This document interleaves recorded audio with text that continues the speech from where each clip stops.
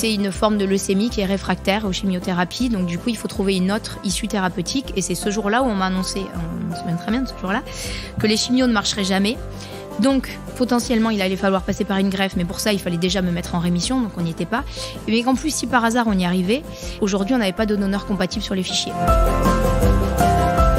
Au stade, on fait des entraînements délocalisés, où comme ça permet aux enfants de nous voir s'entraîner, de voir les enfants avec le sourire.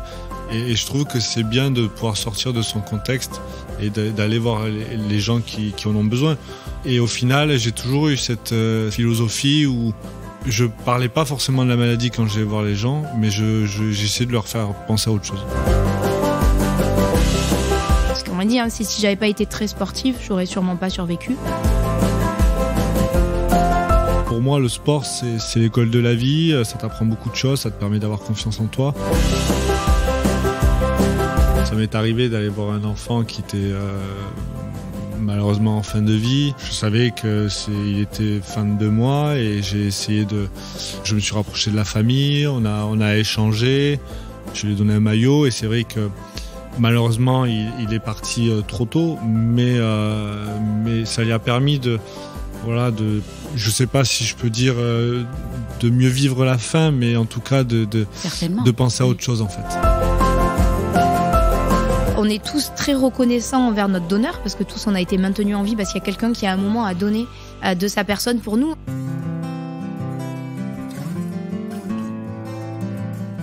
Nous naissons princesses et nous devenons guerrières. Fermez les yeux. Ça vous parle ?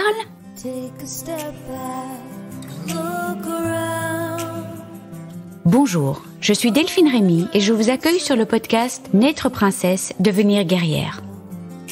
Vous entendrez ici des personnes inspirantes, des médecins, des philosophes qui, j'espère, vous feront du bien.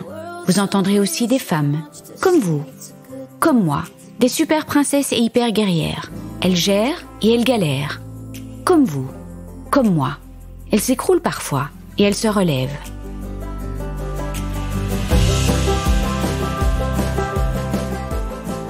Waouh, quelle histoire et quel espoir à très haute dose.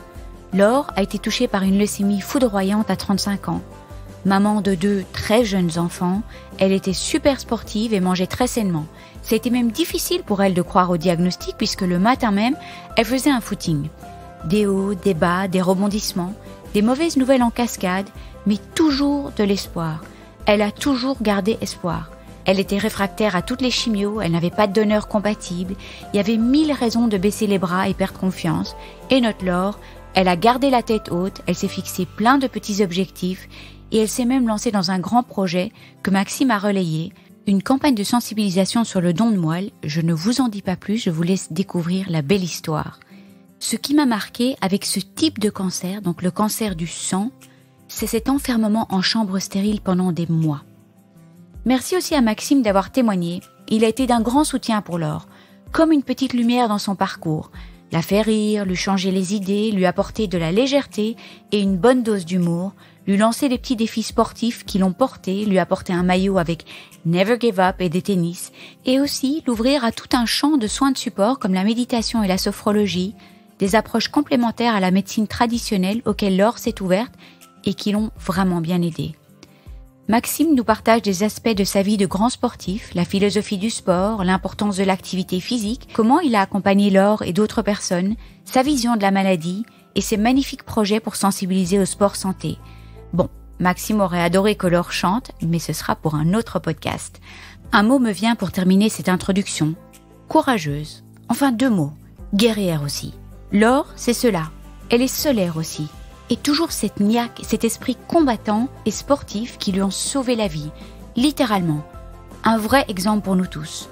Merci à Laure et merci à Maxime pour ce beau moment de partage, profond, super sympa, détendu à dévorer de bons chocolats belges, enfin, surtout Maxime, et très très longue vie à tous vos magnifiques projets dans la santé. C'est merveilleux. Je vous souhaite à tous une bonne écoute. Bonjour Laure. Bonjour Delphine. Bonjour Maxime. Bonjour. Merci 1000 fois de m'accueillir chez toi, Laure, pour le podcast Naître princesse, devenir guerrière. On a déjà parlé un petit temps quand même, et on devait déjà l'enregistrer depuis un petit peu de temps. Puis il y a eu quelques petits soucis médicaux cet été. Enfin voilà, donc on a été un petit peu rattrapés par quelques imprévus. Merci 1000 fois de m'accueillir à Toulouse. Alors la première fois à Toulouse. Alors on a plein de choses aujourd'hui, on a des messages importants, mais on va commencer de manière un peu classique. Chacun va se présenter. Qui veut commencer? Place Maxime. Ou Maxime? C'est gentil, mais plutôt honneur aux femmes. Donc, Laure, je te laisse commencer à te présenter. Donc, je m'appelle Laure Vitou, je suis mariée, j'ai 2 enfants. Je travaille aujourd'hui à mon compte en tant que formatrice. J'ai eu un parcours avant où j'ai beaucoup travaillé dans le sport de haut niveau auprès des footballeurs et des rugbyman. D'où ma rencontre avec Maxime. Et un événement est venu ponctuer ma vie à 35 ans. J'ai eu une leucémie qui a été réfractaire aux chimiothérapies, donc avec des thérapies un peu compliquées pour guérir. Bon. Et je suis actuellement en rémission. Oui, on reviendra sur l'explication de la maladie et comment tu as découvert et puis tous les traitements. Et toi, Maxime, même si beaucoup de gens te connaissent. Et moi, je suis Maxime Médard. Je suis marié et j'ai une petite fille qui s'appelle Louison. J'ai arrêté ma carrière de joueur de rugby depuis 3 mois maintenant. J'ai joué dans un seul club, le Stade Toulousain. J'ai fait toute ma carrière de rugbyman là-bas. Et j'ai rencontré Laure par le biais de la reconversion des sportifs de haut niveau. Ça a commencé là et aujourd'hui, j'entreprends et j'ai investi dans des sociétés où je m'investis de plus en plus et je monte un projet en parallèle. Et c'était une décision difficile d'arrêter ? Je pense comme toute personne qui est passionnée par ce qu'elle fait, arrêter, c'est sûr que c'est difficile et c'est quelque chose qu'il faut accepter. Surtout, moi, c'est un match qui m'a montré et qui m'a dit là, c'est bon, c'est stop, parce que mon corps était resté chez moi et ma tête était restée chez moi et mon corps était parti jouer. Et là, je me suis dit que c'était plus, que c'était le bon moment pour arrêter. Et l'après-carrière me demandait aussi pas mal de temps, donc je l'avais anticipé, je l'avais préparé. J'ai eu la chance de pouvoir choisir, de bien finir ma carrière. Donc je pense que j'ai fait les choses dans l'ordre. Après, comme tout sportif de haut niveau, il y a un manque, donc on prend beaucoup de choses qui arrivent. On prend toutes les opportunités qui peuvent se passer, qui est là. Et là, je suis dans une seconde phase où j'essaie de trier pour essayer de m'organiser, me structurer ma reconversion. Super, tu vas nous parler encore de tous tes projets. Alors, Laure, Booms, événement qui a changé ta vie. Donc, tu avais quel âge ? 35 ans. Oui, c'est un peu jeune quand même. 35 ans, les petits avaient 3 ans et 5 ans. Donc, difficile pour eux de comprendre ce qui se passait. Et en même temps, assez petits pour aujourd'hui ne plus se rappeler des moments très compliqués. Alors, comment ça s'est passé ? Comment est-ce que tu as découvert parce que tu étais sportive, en pleine santé, tu mangeais sainement et booms. Ouais, j'étais en pleine forme, tout allait bien. Et c'est vrai que j'avais, depuis que j'étais petite, j'avais une polyarthrite rhumatoïde, une forme rare que j'ai eu enfant à partir de mes 3 ans, juvénile, qu'à ma sœur, qu'à ma cousine germaine, enfin quelque chose qu'on a malheureusement dans les gènes à la maison. Et du coup, j'étais suivie par une rhumato à Purpan, à Toulouse, qui me faisait faire des prises de sang tous les 3 mois pour vérifier que ça allait bien. J'avais un traitement, des anti-TNF-alpha qui fonctionnaient très bien. Donc, j'étais plutôt stable à ce niveau-là. Et c'est elle qui, sur des prises de sang, a vu qu'il y avait quelque chose d'anormal et qui m'a fait venir pour faire une ponction de moelle. Donc, une ponction de moelle, c'est une opération pas très agréable où on traverse le sternum avec une énorme aiguille pour aller chercher de la moelle et analyser cette moelle-là. Elle avait suspecté... Elle m'a pas dit ce qu'elle avait suspecté, mais je pense qu'elle a suspecté dès le début que c'était une maladie de moelle. Et en fait, c'est même pas elle qui m'a appelée, c'est l'oncopole directement qui m'a appelée avec les résultats de cette ponction en me disant vous êtes hospitalisée, rentrez. Enfin voilà, ça s'est enchaîné hyper vite, mais quelque part le fait qu'elle l'ait découvert assez tôt, je suis arrivée en forme. Je suis arrivée d'habitude. T'as pas eu le temps d'avoir toute la sténie. Oui. Enfin, c'est quand même radical. C'est sur base d'une prise de sang ou d'une analyse, d'une analyse. Donc, ce qui a été compliqué pour moi, c'est d'accepter de me dire, si, c'est vrai, t'es malade. Mais en même temps, comme une leucémie, t'as pas d'autres signes que de la fatigue. T'as pas quelque chose qui pousse. Donc, ça se voit pas.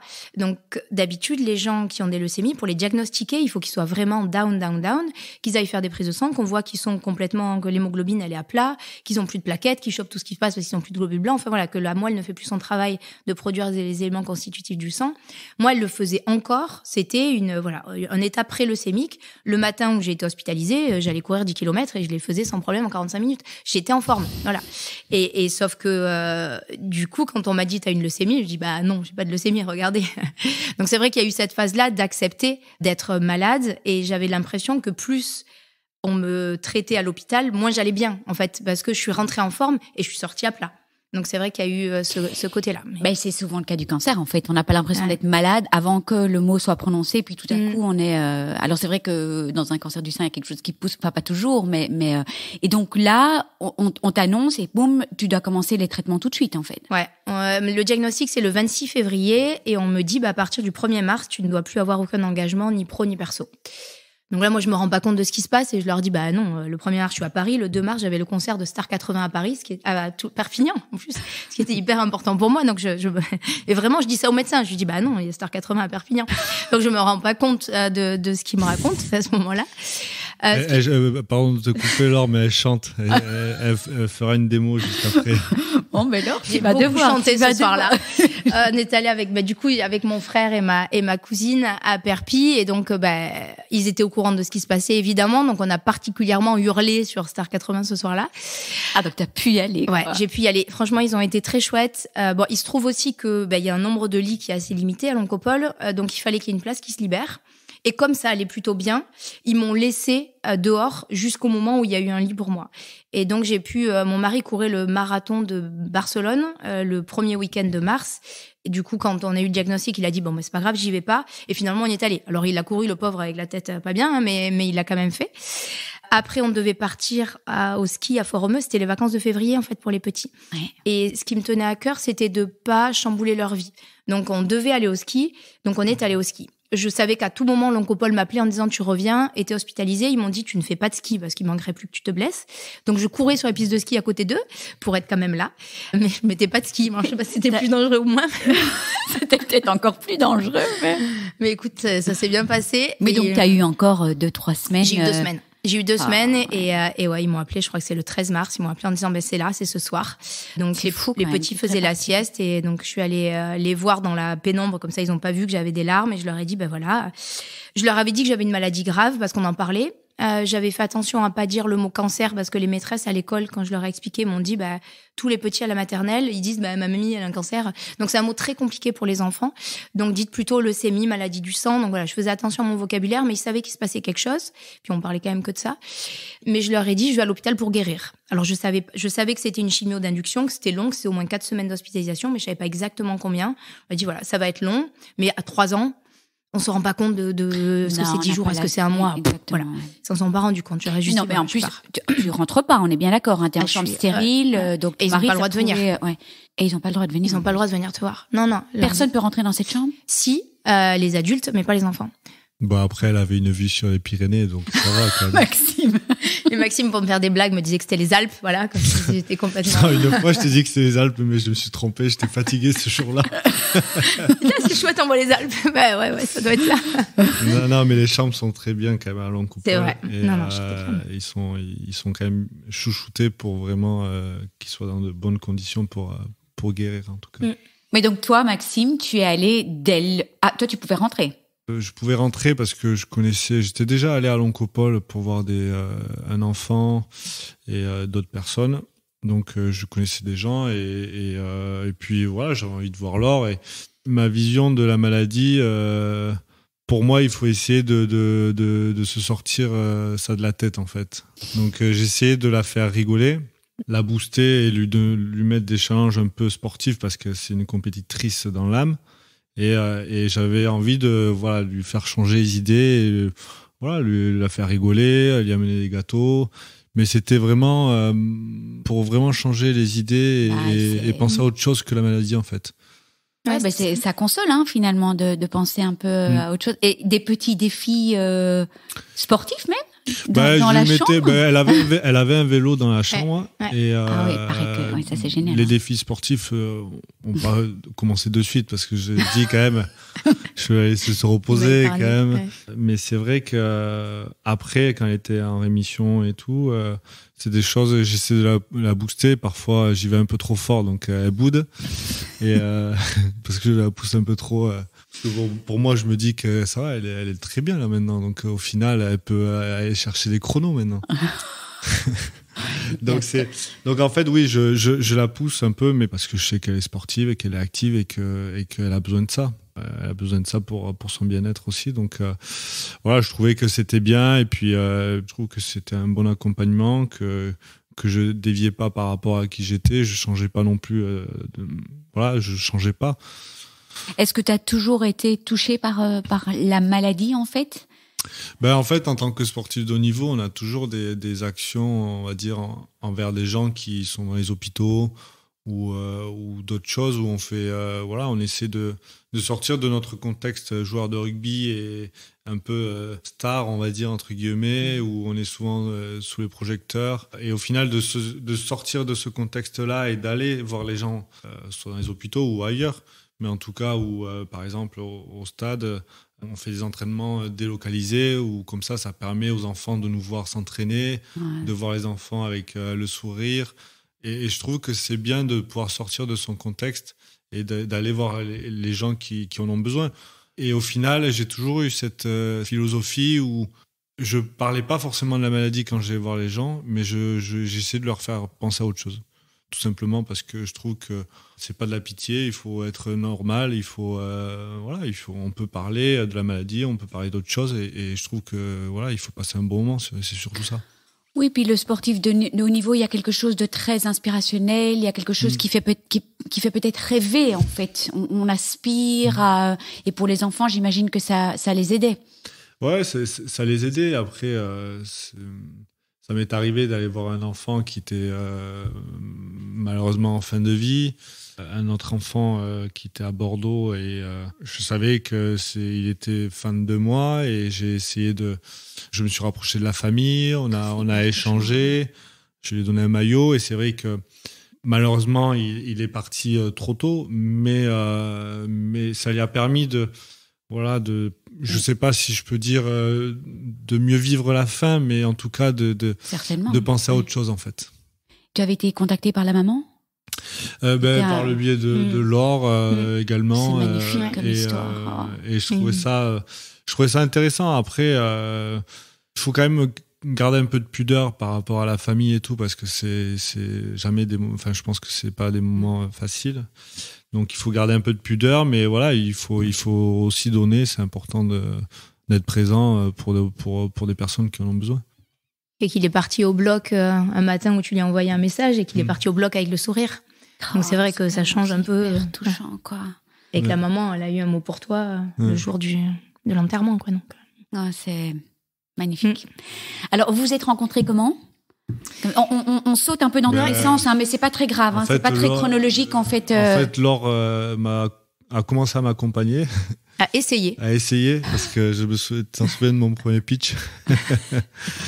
C'était catastrophique. En fait, Laure travaillait sur la reconversion des joueurs et sur les formations des joueurs. Et elle avait créé une formation qui s'appelait Entrepreneur tout-terrain, formation ETT. Et à l'époque, j'avais un projet de distributeur de gel hydroalcoolique. Il avait été précurseur, mais c'était avant le Covid. Ouais. S'il était allé au bout, il serait multimilliardaire. Avec un modèle économique, avec de la pub pour que ça soit gratuit pour les utilisateurs. Et bon, finalement, j'ai pas réussi à passer le pas, mais c'est là où on a commencé à se connaître, à apprendre à se connaître. Je passais et là, t'étais encore joueur. Oui, j'étais joueur. Mais joueur. En fait, la société 2017. Où elle était, les bureaux étaient adossés au centre d'entraînement, au terrain d'entraînement. Toi, tu le voyais par la fenêtre, en fait. Oui. Ouais. Et je passais beaucoup. En fait, quand je finissais mon entraînement, ça m'arrivait souvent d'aller dans les bureaux pour travailler, mais aussi pour rigoler, pour passer un bon moment. Donc, il y avait Candice aussi à l'époque et que Laure a accompagné. Et voilà, non, c'était vraiment une belle période. Donc pas de gel hydroalcoolique. Non, il n'est pas allé au bout. Mais après, le but de cette formation, c'était de dire aux joueurs, vous partez avec une idée. Et moi, je vais vous apporter les outils pour la mener à bien, que ce soit celle-là ou pas. L'important, c'est de savoir comment on fait pour prendre un projet et se mettre en ordre de fonctionnement et savoir faire toute l'analyse marketing, commerciale, etc. qui va avec. Donc, c'est vraiment cette formation-là sur 1 an qu'on a déroulé ensemble. Ouais, c'était très bien parce que ça m'a permis d'être... je suis quelqu'un de curieux. Et c'est vrai que cette première formation m'a permis d'en faire une autre derrière avec TBS où j'ai eu mon diplôme. Où là, je travaille sur... C'était quoi C'était business manager, en fait. Ça t'apprend un peu les rouages de l'entreprise. Tu passes du marketing, à pitcher ton projet, à les droits, la finance, tout ce qu'on aime.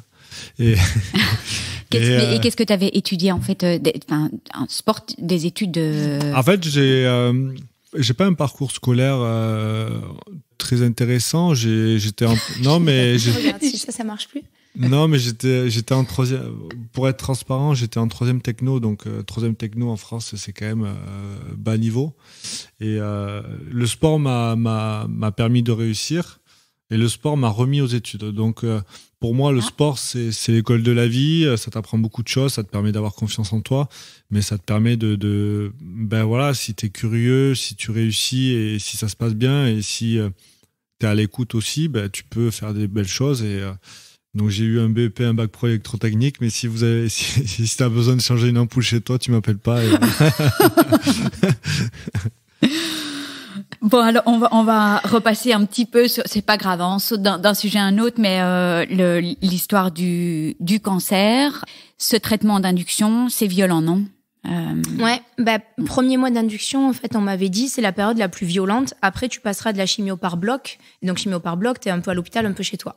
Donc moi, je savais que c'était cette période d'induction qu'il fallait que je passe. C'était au moins 4 semaines et à la fin, ça allait aller mieux. Je rentrais dans un protocole où j'avais vu les stats, 90% de chances que ça fonctionne. Bon, voilà. J'étais là-dedans et je m'étais dit, c'est ces 4 semaines qui sont les plus violentes. Donc j'avais, comme disait Maxime, un vélo dans ma chambre qui était fourni par la sauce dégreffée, qui me permettait du coup de faire du sport. Je me forçais à m'y monter dessus tous les jours, même quand mon hémoglobine était très basse et que j'avais la tête qui tournait. Mais on est épuisé, non? Ouais. Parce qu'on fait chuter ton immunité. Ouais. Okay. Ouais, en fait, on fait un reset de la moelle osseuse. Donc là, on arrête ta moelle, donc elle ne produit plus de globules rouges, de globules blancs, de plaquettes. Donc pour tenir debout, tu vis par des poches de sang, grâce aux donneurs qui donnent généreusement leur sang régulièrement. Donc j'avais des poches de sang les matins où j'étais trop faible pour arriver à me lever. Et donc je me mettais sur ce vélo au moins une demi-heure tous les jours. Je faisais des compètes de gainage avec les infirmières pour essayer de rester en forme. Mais comment t'arrives à faire avec mon pied de perf accroché, voilà. Donc parce que c'est une combattante. En fait, il m'avait dit, en fait, j'avais des énormes doses de cortisone. La cortisone mange les muscles. Je suis déjà pas très épaisse en temps normal, et du coup, j'allais devenir complètement, maigrichonne, et je voulais pas. Donc j'ai essayé de me battre contre ça. Les chimios, ça donne la nausée, donc je me bouchais le nez pour arriver à manger, mais je me forçais à manger tous les plateaux d'hôpitaux pour pas trop maigrir. Donc je suis sortie de ce mois-là, j'avais perdu que 3 kilos, donc j'étais assez contente. Sauf qu'on m'a dit que la chimio n'avait pas marché. Et que donc, je n'allais pas pouvoir passer à la chimio par bloc. Et on n'a toujours pas parlé de don de moelle à ce moment-là. Non.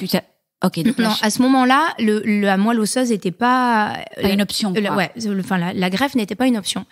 Donc là, ils ont réfléchi à comment faire pour me guérir malgré cette chimio qui marchait pas. Donc ils m'ont dit, on va faire une chimio de rattrapage plutôt que passer à la chimio par bloc. Je te coupe, ça arrive souvent en fait que la chimio ne. C'est parce que c'était 90% de chances que ça marche. Donc non, j'étais dans les 10% que ça ne marche pas.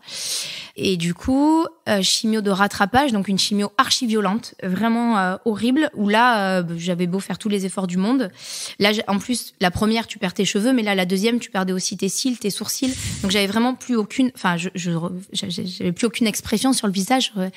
J'avais des boutons qui étaient sortis partout. Là, dès que je mangeais, je vomissais. Donc là, j'y arrivais plus, quoi. Donc là, je suis repartie, j'avais perdu 7 kilos les 4 semaines d'après. Donc là, vraiment presque un peu dangereux, en fait, même. Là, t'étais sous haute surveillance, tu pouvais pas rentrer chez toi. Non. Je suis restée à l'hôpital les 5 semaines. Et à la fin des 5 semaines, en fait, on attendait que mes globules blancs remontent, que ma moelle refasse, que j'ai une nouvelle moelle qui se mette à fonctionner. Et ça remontait jamais. Et j'essayais de trouver tous les matins des explications quand les infirmières disaient, c'est toujours pas passé. Bon, mais c'est pas grave, c'est toujours pas passé. Et au final, ils m'ont dit, en fait, c'est toujours pas passé, ça passera pas. Ça veut dire qu'il y a aucune chimio qui fait effet. que c'est une forme de leucémie qui est réfractaire aux chimiothérapies. Donc, du coup, il faut trouver une autre issue thérapeutique. Et c'est ce jour-là où on m'a annoncé, on m'en souvient très bien de ce jour-là, que les chimios ne marcheraient jamais. Donc, potentiellement, il allait falloir passer par une greffe, mais pour ça, il fallait déjà me mettre en rémission, donc on n'y était pas. Mais qu'en plus, si par hasard on y arrivait, aujourd'hui, on n'avait pas de donneur compatible sur les fichiers. Ils m'ont annoncé ce jour-là que mon frère n'était pas compatible et que j'avais aucun donneur compatible. Là, j'étais effondrée. La peur. Ah là, oui. Là, c'était le pire jour. Mais ce qui m'a sauvée dans la minute, c'est que la veille au soir, j'avais une de mes copines du boulot qui s'appelle Marie, qui est une fille formidable, qui avait passé la soirée avec moi. Normalement, à 20h, ils mettaient tout le monde dehors à l'Oncopole. On n'avait plus le droit Elle est restée jusqu'à 23h. J'avais des passe droits. Les infirmières étaient adorables. Comment est-ce qu'on a pu te dire qu'il n'y avait pas de donneur? En fait, il y a une espèce de... Il y a des fichiers internationaux. Ouais. Les fichiers internationaux, en fait, tu es typé en fonction de ton type, ce qu'on appelle un type HLA. C'est pas le groupe sanguin, c'est autre chose, ça s'appelle le type HLA. Et si on prend 2 personnes au hasard dans le monde, elles ont une chance sur 1 million d'être compatibles. C'est rare. Oui, sauf que sur les fichiers internationaux, il y a 33 millions de personnes. Donc, potentiellement, tu trouves quelqu'un. Mais moi, j'ai un type HLA rare qui ne marche pas. Enfin, qui ne marche pas. Il y a des personnes qui ont 15 000 personnes compatibles et d'autres qui en ont 0. Et moi, j'étais cette personne qui en avait 0. Oh là là là. Donc, c'est là que j'ai rappelé Marie en pleurs, en lui racontant tout. Et elle m'a dit, écoute, t'as pas de donneur compatible aujourd'hui, mais t'en auras un demain. Regarde, on travaille dans un environnement médiatique, j'arrive. Et elle est venue et elle a contacté Maxime, elle a contacté Thierry Dussautoir, elle a contacté plein de joueurs médiatiques en leur disant, mais voilà ce qui se passe pour Laure, est-ce que t'acceptes de communiquer? Et tout le monde a dit oui. Et donc là, on est parti sur une chaîne hyper positive de comment je vais faire parler du don de moelle. Mais encore faut-il que, après vous partez sur des messages qui vont être médiatisés, mais encore faut-il trouver une moelle, un donneur compatible. Mais l'idée, c'est de faire énormément de bruit pour augmenter les chances, quoi. Ouais. C'est fou. Et puis, c'était me dire, en fait, je cherchais pourquoi t'es malade, pourquoi il se passe ça, pourquoi toi, pourquoi. Et en fait, je me suis dit à ce moment-là, écoute, t'as la chance d'être une personne qui travaille dans des environnements médiatiques, tu peux mobiliser, t'es une jeune maman avec des enfants, ton cas, il parle, donc profites-en pour faire connaître cette cause-là, pour développer les inscriptions sur les fichiers. Et en fait, je me suis mise dans ce projet-là, et tous les matins, au lieu de me dire « putain, un espace thérapeutique, je sais pas si tu survivras », ça a été « ah, trop bien, regarde, cette vidéo, elle a été vue par 60 000 personnes. Ah, j'ai un journaliste qui m'appelle pour une interview à tel, tel. » Et en fait, j'ai passé l'été à faire ça, à faire une campagne pour le don de moelle osseuse. Voilà. Bon, donc, qu'est-ce qui s'est passé? T'as parlé, c'était une vidéo? Il y a eu une vidéo. Oui. Pourquoi tu rigoles? Parce que je pense qu'en fait, elle cherchait quelque chose pour se faire connaître, en fait. C'est pour ça. Maxime. Attends. Non, mais je rigole, mais oui, c'est vrai que, en tout cas, la communauté des joueurs de rugby ont répondu présent à son appel et ça a été. Mais c'était quoi? C'était une vidéo? Ça, c'était une image? C'était. Il y a eu plein de choses. Il y a eu une vidéo. Ouais. Il y a eu tout le monde qui a tweeté, tout le monde qui a fait des partages sur ses comptes Instagram. Il y a eu. Moi, je suis originaire de Collioure. Je l'ai pas encore dit. Il faut bien que je le dise, à côté de Perpignan. Et du coup, le club de Perpignan m'a invité à tirer le coup d'envoi du premier match de la saison. Et sur ce coup d'envoi-là, du coup, il y a eu une grosse médiatisation. Le stade était comble. Donc, c'est 13 000 personnes à Perpignan. C'est quand même beaucoup. Et du coup, j'ai parlé dans le stade et il y a eu les vidéos. Donc, on a fait un petit film qui a été diffusé sur les écrans. C'est incroyable. Je travaillais aussi dans le foot avant le rugby. Et il y avait cet été-là la Coupe du Monde de foot féminin en France. Et il y avait beaucoup de joueuses de l'équipe de France que j'avais accompagnées quand j'étais coach éducatif pour la fédé de foot. Quand elles étaient jeunes, je m'occupais de faire le lien avec les centres de formation pour leur scolarité, etc. Et du coup, ces joueuses-là, elles ont communiqué sur le don de moelle. Alors, il y avait le quart de finale, c'était contre les États-Unis, donc match phare en prime time sur TF1. Et ils ont fait un appel au don de moelle osseuse à la mi-temps, avec mon cas, etc. Donc, du coup, ça a été vraiment... Tout a été partagé. Qu'est-ce qui s'est passé après tout ça? En fait, tu peux avoir de la moelle qui est dans n'importe quel pays, non? Parce que il me semble que Fabienne, c'était arrivé d'Angleterre. D'Angleterre. Et moi, c'est Allemagne au final, mais ouais. Allemagne au final. Qu'est-ce que ça a eu comme retombées? Donc du coup, je sais pas exactement les retombées que ça a eu en termes d'inscription. Je sais qu'on a essayé de faire accélérer certains process parce que en 2019, pour s'inscrire sur les fichiers, il fallait passer par une prise de sang. Et rien qu'une prise de sang, ça fait peur à certaines personnes qui aiment pas les aiguilles, etc.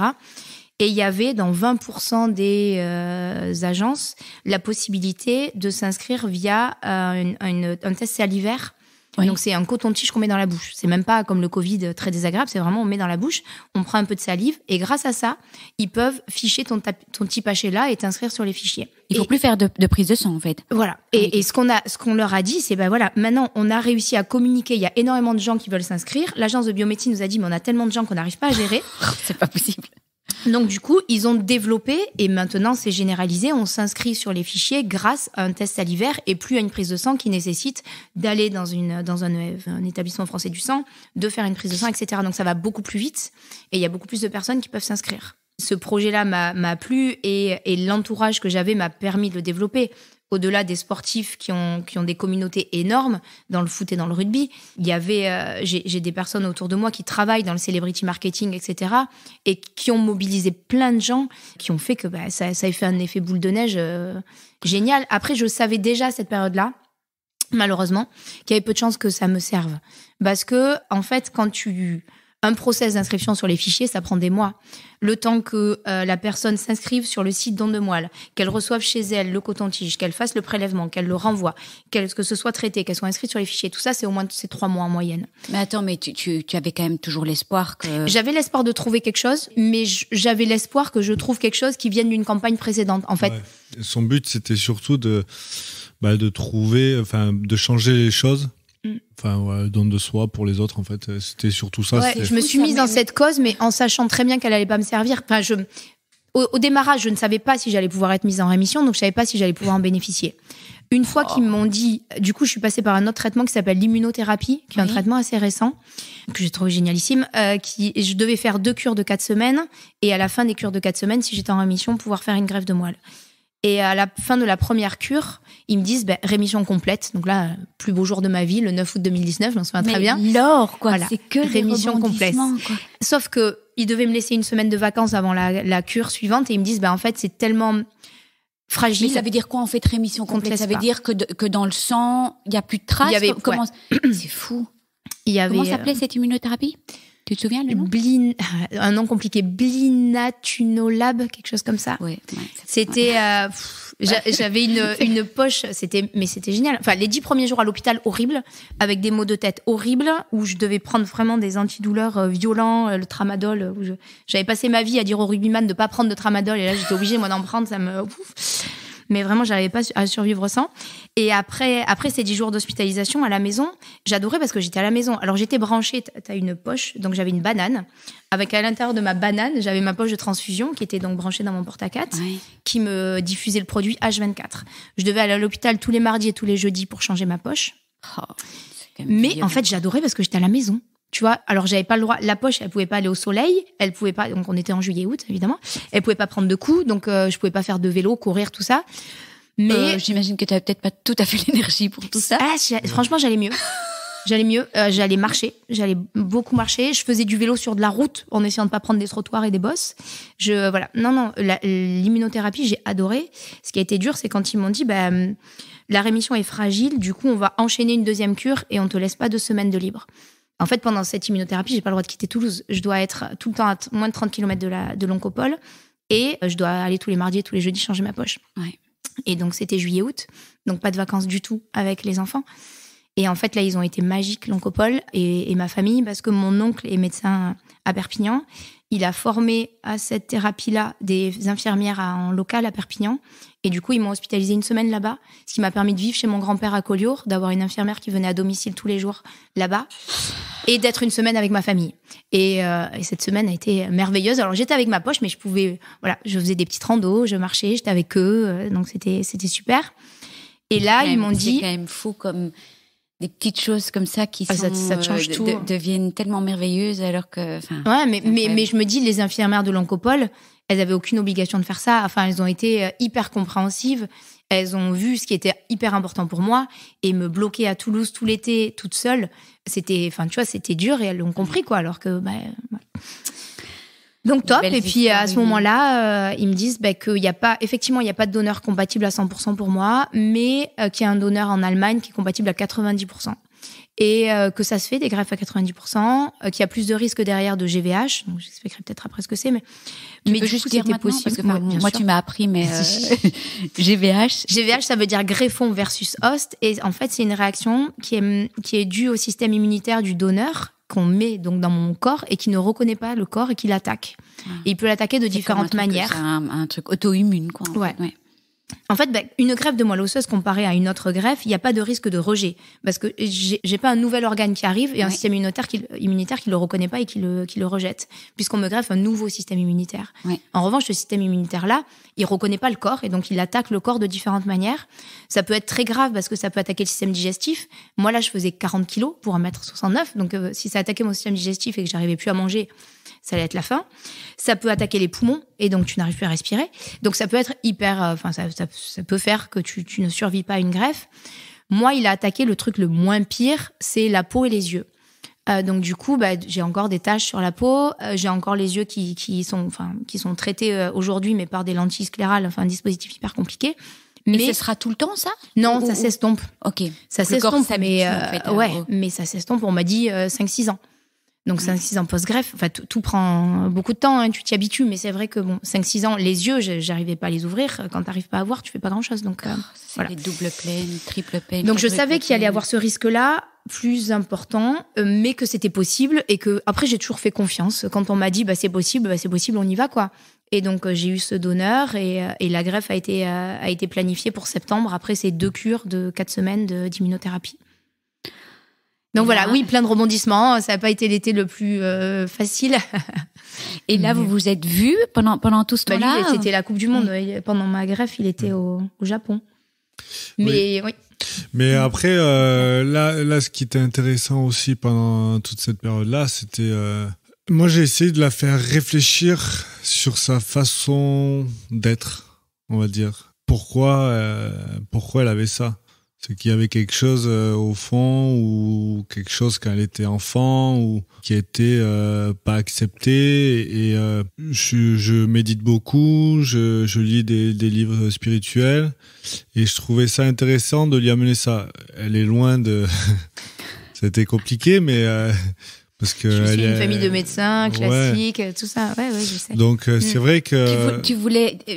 peut-être qu'elle fasse un travail d'introspection et qu'elle donne peut-être un sens à ça ou qu'elle essaye de trouver... Ouais, je voulais qu'elle donne un sens et je voulais qu'elle comprenne pourquoi ça venait. Après, je suis pas médecin et je suis loin d'avoir les capacités d'un médecin.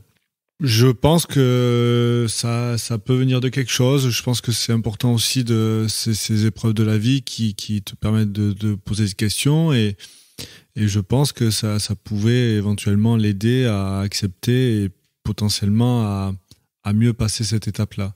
Comment a été ce process en fait? Vous avez beaucoup échangé là-dessus ou il m'a même envoyé une de ses praticiennes, avec qui il travaillait lui beaucoup sur la sophrologie, des massages. Mais donc toi, tu médites et beaucoup de soins de support, des soins de support, on parle plus de ça pour le cancer. J'ai ma femme qui est naturopathe. Ouais. Et en fait, moi, j'avais déjà l'alimentation, c'est vachement important pour gérer les émotions et tout. Mais la méditation, ça m'a permis de calmer, moi, mon impulsivité que j'avais. Je disais que je voulais pas être comme mon père, mais je devenais comme mon père. Donc en fait, j'ai des étapes de la vie qui te font réfléchir et te permettent d'évoluer et grandir. Donc voilà, après, mon père a été un très bon papa, mais c'est vrai juste que il y avait des choses que je voulais pas transmettre à ma fille et que je faisais l'inverse de ce que je voulais faire. Donc, j'ai commencé à méditer, à travailler sur moi-même. C'était à l'époque où je voyais un préparateur mental. Dans le cadre du sport, dans le cadre du sport, mais je trouvais que c'était trop axé sportif, trop axé objectif et pas assez profond, en fait. Donc, j'avais besoin d'aller chercher autre chose et de découvrir autre chose. Et à 20 ans, à l'époque, j'avais lu Laurent Gournel. C'était un homme qui voulait devenir heureux. Et ça me permettait de réfléchir sur moi et qu'est-ce que je voulais dans la vie.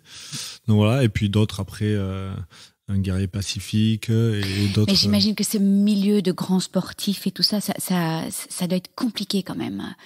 Donc après aujourd'hui, aujourd'hui ça, il y a les gens qui travaillent sur le mental, ça vient de plus en plus. La sophrologie, ça vient de plus en plus. Dans ce milieu de grand sportif. Dans ce milieu-là. Après, ça reste assez personnel, en fait, cette démarche-là, parce que, au final, si ça marche pour moi, c'est souvent les sportifs, ils donnent pas tous les secrets. Et toi, c'était de la méditation tous les jours ou c'était... Moi, ça a été, là, un peu moins, mais c'est vrai que ça a été régulièrement de la méditation tous les jours. Oui. J'allais de 5 minutes quand j'avais pas envie et à 20 minutes quand j'étais en forme. Donc faire comprendre à Laure de faire de la méditation, ça a été long. Ça n'a pas été facile, mais je l'ai fait. Hein. Ouais. Mais c'est vrai qu'il m'a apporté quelque chose de différent. Donc toi, tu lui enseignais tout ça. Non, j'ai pas cette. Je suis ni médecin ni enseignant. Non, tu l'ouvrais à tout ça. J'essaye de lui transmettre ce que moi. Ce qui pour moi a été important et qui m'a aidé, qui m'a permis d'ouvrir les yeux sur pas mal de choses. Donc c'est pour ça que je voulais transmettre ça. Après, ça a marché pour moi. Est-ce que ça aurait pu marcher pour Laure ou pas marcher ? Mais c'est un choix de cadeau, quoi, simplement. C'est juste transmettre les choses, en fait. Ouais. Et est-ce que tu as vu comment tu as accueilli tout ça, en fait ? Mais c'est vrai que je suis plus adepte de médecine traditionnelle et c'était un regard complètement différent du mien. Ça m'a fait du bien. J'ai pas tout pris, mais j'ai pas tout rejeté non plus en bloc. Et après, il a su faire en sorte que j'avance parce que quand il me disait, il y a telle personne, elle est géniale, il faudrait que tu la vois, je lui disais oui, puis je faisais rien. Et donc un jour, il m'a dit, c'est bon, j'ai pris rendez-vous, elle vient de te voir à l'Oncopole. Et du coup, en fait, il m'a forcé à le faire, mais cette personne était génialissime. C'était quoi, la sophrologue, là? Ouais. Et je l'ai revue pour me préparer à la radiothérapie parce que j'ai dû faire des séances de radiothérapie corps entier. Donc, on est tout le corps sous des rayons dans une énorme machine. 2 séances d'1 heure et demie par jour pendant 3 jours. Donc, c'est vraiment horrible. Et je savais que ça allait être hyper dur. On nous prépare en nous faisant un espèce de masque, masque, mais qui va de la poitrine jusqu'au sommet du crâne pour c'est nous comme cette espèce coller... de masse d'escrime en fait. Hein. Ouais.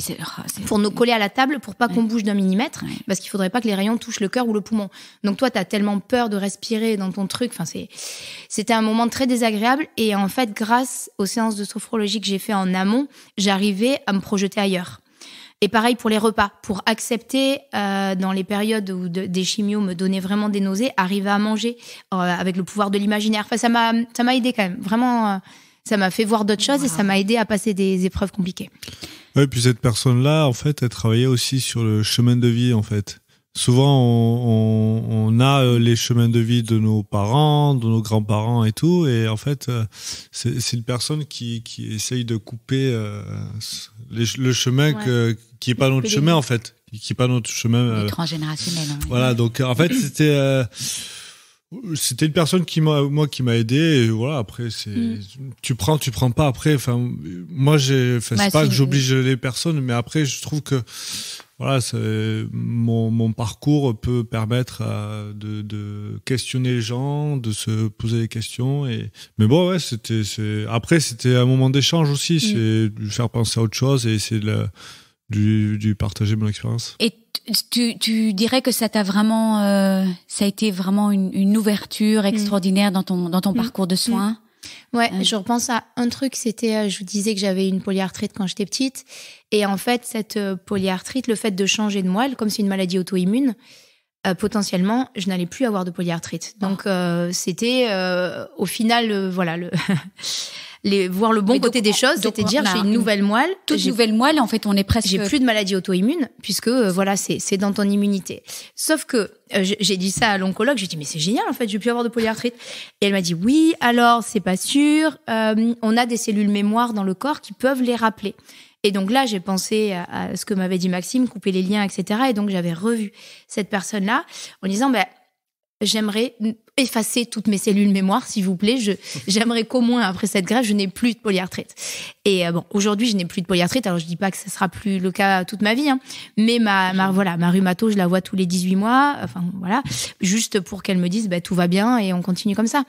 Donc, je me dis, je me préparais à être une vieille toute, tordue et finalement, je vais peut-être récupérer mes articulations. Donc, c'est mal c'est génial. Moi, je m'attendais pas à ce qu'on parle de, toute cette ouverture. Ça tu m'avais caché quand même dans la préparation du podcast. Non, mais après, c'est le but de la l'échange. Mais ouais, je trouve ça, c'est génial. Et ton épouse est naturopathe. Ouais, c'est ça. Ouais. Et elle exerce. Elle exerce, ouais. Okay. Elle a changé, elle a une reconversion aussi. On est en pleine reconversion tous les deux. On a créé un cabinet paramédical avec plusieurs praticiens, sophro, psychologue, infirmière, ostéo. Et elle a créé sa petite équipe et ça marche très bien. Donc non, je suis très content pour elle. Et puis moi, j'ai eu la chance de durer jusqu'à 35 ans une carrière de sportif de haut niveau. C'est pas anodin et c'est pas, bien sûr qu'il y a mon travail, mais il y avait tout l'environnement qui comptait aussi. Donc forcément, l'alimentation était un sujet important à la maison. Alors Laure, finalement, tout se termine bien. Donc comment ça se passe en fait, recevoir cette moelle, ça met combien de temps? Comment ça se passe pour... Du coup, la greffe était prévue le 19 septembre. Ce qui se passe, c'est que du coup, fin d'immunothérapie, rémission complète. Derrière, il faut faire une chimio de conditionnement. C'est la pire, je pense, des chimios.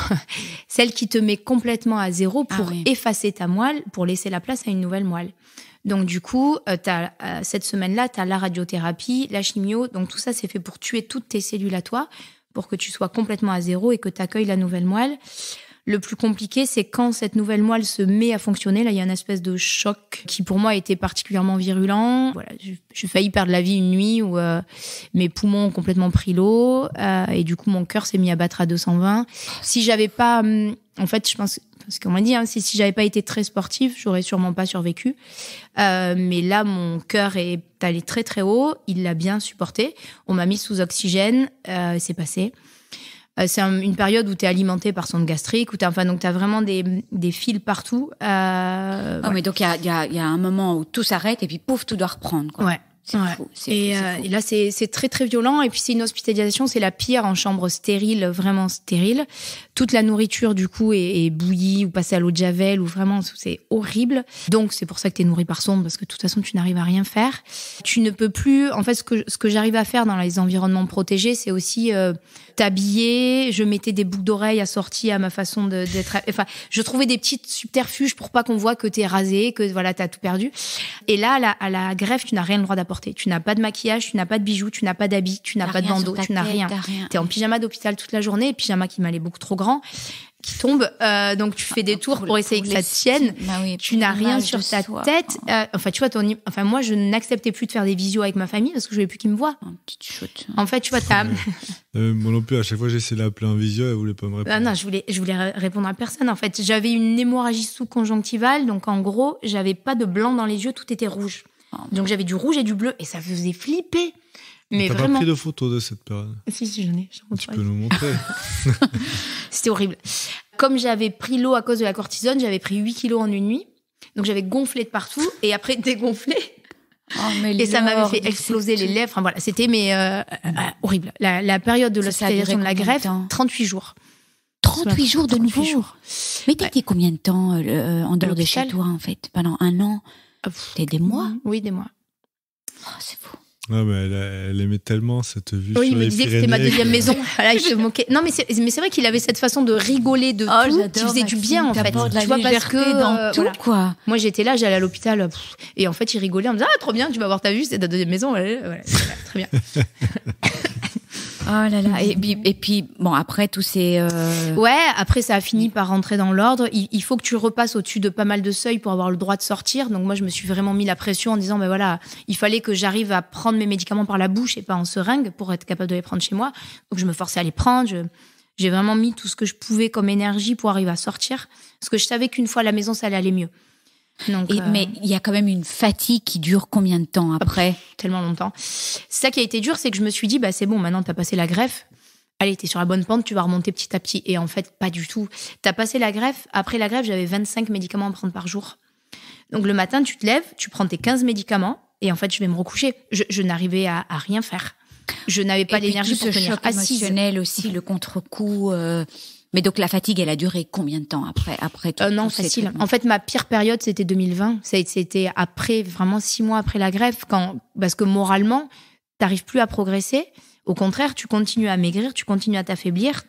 Tout est interdit.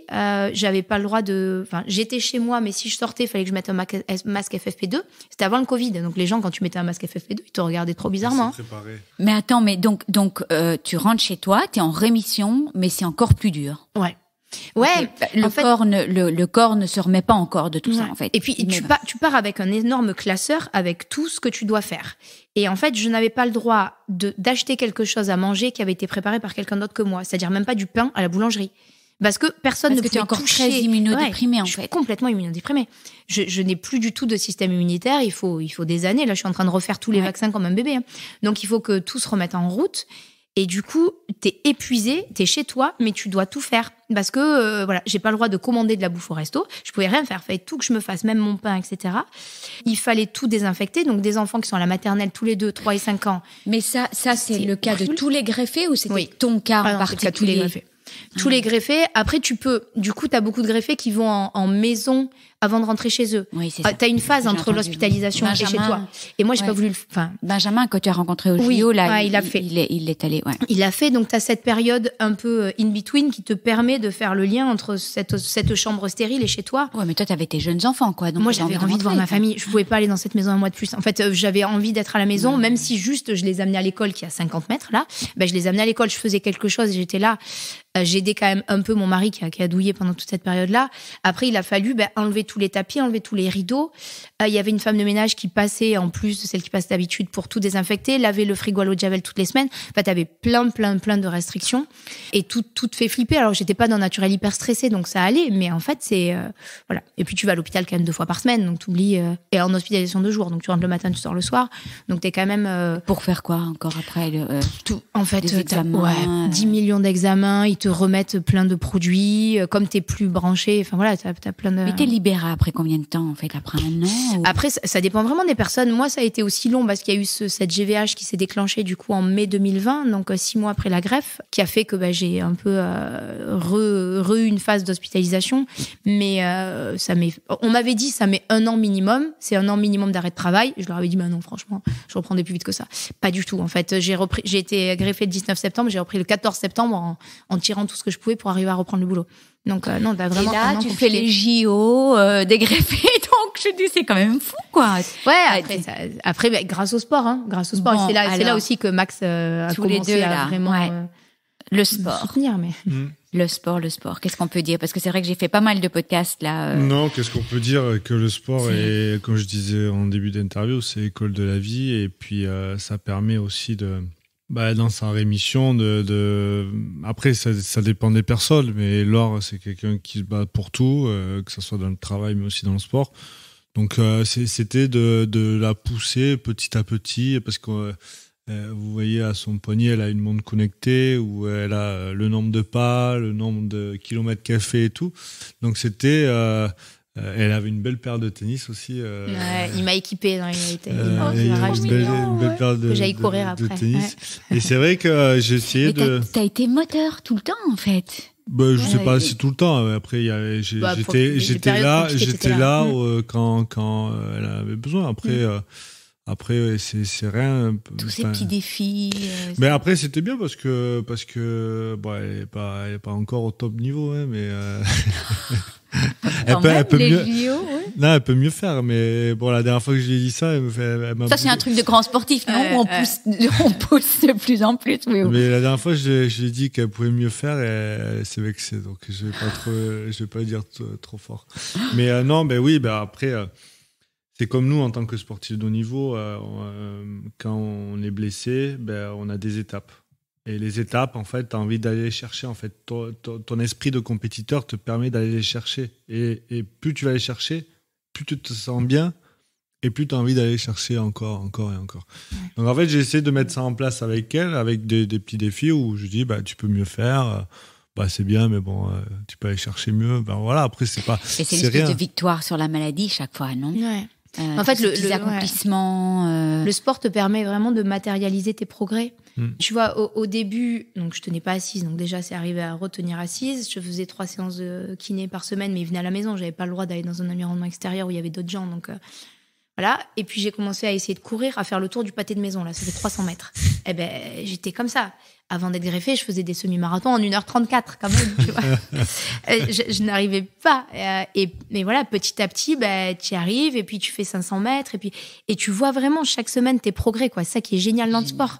Ça, c'est vraiment des techniques de coaching de sportifs, ça? Ouais, après, c'est des nouvelles techniques parce qu'avant, il y avait moins ces étapes-là quand on était blessé et tout. Mais aujourd'hui, oui, il y a des nouvelles techniques. Il y a un peu plus de communication entre chaque secteur et chaque discipline, au final, qui permet une meilleure reprise du sportif de haut niveau. Et pas plus rapide, mais nous, en tant que sportifs, quand tu es blessé, il faut vite te remettre quand même d'appoint et vite sur le terrain. Il y a des techniques de visualisation? Oui, ça, je sais plus si tu en as fait. Ouais, c'est imaginer en train de chanter les stacks. Bon, il va falloir vraiment que tu chantes elle peut nous le faire, si vous voulez. Arrêtez. Non, je m'imaginais vraiment le fait de voir les Pyrénées, c'est vrai que tu te projettes en train de courir dans la montagne, tu vois, ça, ouais. Et je voyais de la chambre de l'Oncopole, t'as en bas une piste cyclable où t'as des gens qui courent, tu vois, et tu te projettes et t'espères y arriver. Après, j'ai eu la chance d'avoir un onco-réhabilitateur sur mon parcours, donc un médecin qui est à l'Oncopole et dont le boulot est de te remettre sur pied après notamment une leucémie où tu as été enfermé en chambre stérile. Et lui a été assez magique parce que il a tout de suite vu que ça allait mieux, mais il m'a dit je comprends que tu n'as pas envie de t'arrêter là, donc on va aller plus loin. Il a mis en place un programme où j'avais un vélo qui m'a été livré à la maison d'appartement et un programme sportif avec des objectifs pour faire diminuer ma fréquence cardiaque. Comme mon cœur était parti si haut, en fait, j'étais à 130 battements par minute au repos, ce qui est énorme. Et du coup, j'étais en surconsommation de tout. Donc forcément, j'arrivais plus à reprendre du poids, j'arrivais pas à faire de muscle, j'arrivais à rien. Donc il fallait arriver à faire redescendre ma fréquence cardiaque. Et ce vélo d'appartement m'a vachement aidé. J'ai eu un programme sur 4 mois pour ça. Et donc tous les jours, je faisais ma séance. Et petit à petit, je voyais que ça allait mieux. J'arrivais à pousser plus, à avoir le cœur qui battait moins vite. Et... Ouais, et je sais aussi, je parle du Stade Toulousain parce qu'ils ont un programme pour les personnes qui sont en rémission, qui était la cible, c'était les adultes aussi au tout début. Maintenant, ils ont ouvert pour les jeunes, et c'est remettre les gens ceux qui sont en rémission au sport pour leur donner confiance en eux, leur permettre d'accepter leur corps aussi, parce que tu as un nouveau corps. Je pense que ça, c'est important aussi de le parler, parce que il n'y a pas si longtemps, Laure, elle a fait un défilé de mode, il n'y a pas si longtemps. Donc, non, mais c'est tout ça, en fait, je trouve que c'est super, parce que ça leur permet de retrouver confiance dans leur corps, qui a été vachement malmené, quoi. Mais alors, bon, je vois l'heure qui défile et je parlerai encore des heures et des heures avec vous. Vous avez des projets dont vous avez envie de parler on s'est dit tous les deux, vu l'expérience qu'a Maxime en tant que sportif, que j'ai moi en tant que malade, qui me remet grâce au sport, que on avait peut-être des messages à faire passer qu'on incarnait, et donc se dire que on allait travailler sur ce sport, cette santé, le fait que les deux sont intimement liés. Après, aujourd'hui, le projet... Et on sait en plus que, pendant des décennies, on a dit il faut se reposer dans le cadre d'un cancer, mais maintenant on sait pertinemment bien, et toutes les études prouvent que le sport est quand même vachement important. Alors, on dit le sport, mais le mouvement, c'est plus l'activité physique. Il y a vraiment deux choses différentes qu'il faut comprendre. C'est que le sport, il y a la compétition, et que l'activité physique, c'est juste se remettre en mouvement. Et qu'est-ce que tu préfères utiliser, en fait? Aujourd'hui, nous, c'est d'utiliser l'activité physique. On va rentrer dans les détails, mais moi, j'ai une société dans le sport santé où on parle d'activité physique parce qu'on veut pas toucher les gens qui sont convacus par le sport. Mais c'est chouette aussi d'avoir un peu de compétition. Oui, c'est chouette, mais t'as 70% ou 80% de la population qui ne sont pas dans cet esprit-là. Donc, il faut aussi s'adapter à cette population et parler d'activité physique pour les remettre en mouvement. Et voilà. Donc, après des projets et tout, mais on va déjà travailler ensemble parce que Laure travaille dans une école et j'ai été approché par cette école pour qu'on travaille avec les étudiants aussi. C'est important, cette cible-là de jeunes, de transmettre que le sport ou l'activité physique est importante. C'est de les éduquer à faire du sport pour leur bien-être, mais aussi pour leur bien-être physique, mais mental aussi. Bien sûr. Voilà, aujourd'hui, on porte une action auprès des jeunes de CP à école supérieure, où on permet aux étudiants de faire du sport gratuitement en visio, en fait. Mais vraiment comme philosophie de vie, en fait, j'imagine plus... c'est de l'éducation. Après, je trouve il y a beaucoup de choses qui sont adaptées à la vie de nos jours. Mais je trouve que nous, notre parcours scolaire et tout, c'est pas forcément adapté à 100% à cette nouvelle génération. Donc c'est pour ça que nous, on essaie de mener des actions auprès de ces jeunes pour leur faire comprendre que le sport, c'est pas que la compétition, c'est aussi de se sentir bien. Moi, je sais que pendant 3 ou 4 jours, si je fais pas le sport, je suis insupportable. Non, mais c'est vrai. Hein. Et puis hier, j'étais à Paris. J'ai travaillé toute la journée, j'avais un dîner le soir, et entre le travail et le dîner, je suis allé courir parce que j'en avais besoin, parce que c'est pour les endorphines. C'est pour la tête, pour le corps. Franchement, j'étais super bien. Donc voilà, c'est important.